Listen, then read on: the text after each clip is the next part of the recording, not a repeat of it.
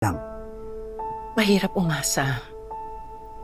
Ang importante sa akin ngayon, masiguro ko na maayos ko yung buhay ng mga bata.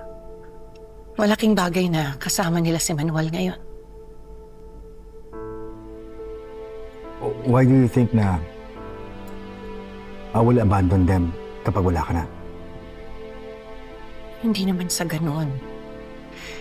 Iba pa rin si Manuel. Dahil siya ang tatay nila. Velma, para ko na rin silang anak.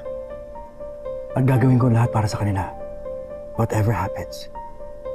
Maraming salamat para sa lahat. Sobra-sobra na yung naitulong mo sa aming mga bata. Nahihiya na nga ako dahil hindi ko masuklian yun. Velma, none of this nonsense, okay? I'm at your service.